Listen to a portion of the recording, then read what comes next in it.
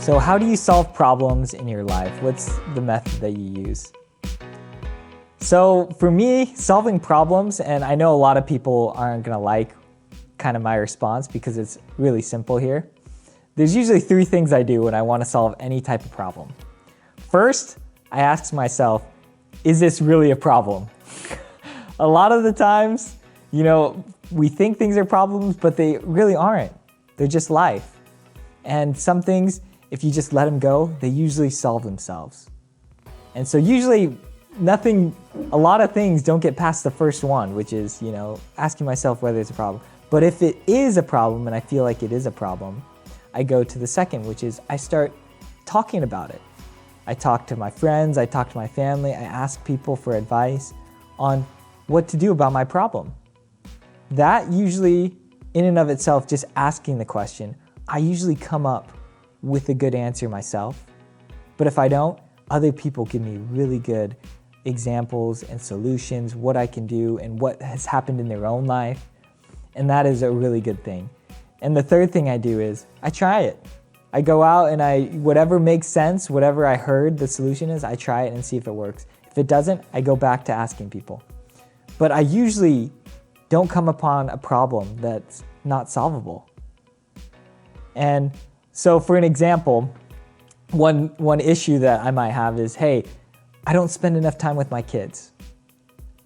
And so I go to the first step, I say, is this a problem? And my kids are happy. They don't ask to spend time with me. Maybe I think I'm not spending enough time, but they have enough time with me. No one complains, everyone loves me. So there isn't really a problem, right? And that's how I think about things. And I start to go through these things and I realize there's less problems in my life than I really thought there was. But say my kids are complaining. They're like, hey, Dad, we need to spend more time with you. So I go to the second thing. I start talking to people. I go, hey, what can I do? I don't have enough time to spend with my kids and they feel like they need love. Well, I talk to my family and one of the suggestions that my dad and my brother gave me were, you should do things like work and you should involve them.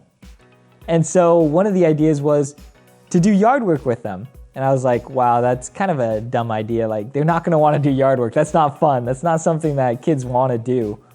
But I ended up trying it and they actually love it. And so every week they're like dying to do yard work. And I'm like, this is bizarre. This is just a weird thing that's going on. But you'd be surprised at how many things that you can get from other people. And if you actually try them out and they make sense, that it would really benefit your life.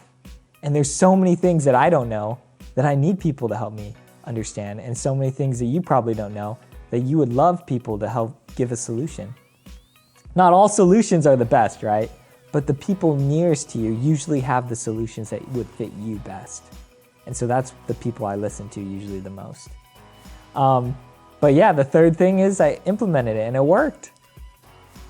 But as I've gone through life and I've tried to solve my own problems, I start to realize that usually the main culprit for problems comes from me. And I realize that a lot of the problems I create in my own mind, or I am the only one that can solve these problems that I deal with. And so I look more to focusing on changing myself than trying to change others. And I think that's really the whole goal of trying to solve problems in life, is that the world is how it is, but for us to be happy in the world, we need to learn and adapt and be able to change ourselves to become happier. So hopefully that helps you when you're solving your own problems in life to understand what you need to do and how the easiest way to solve problems.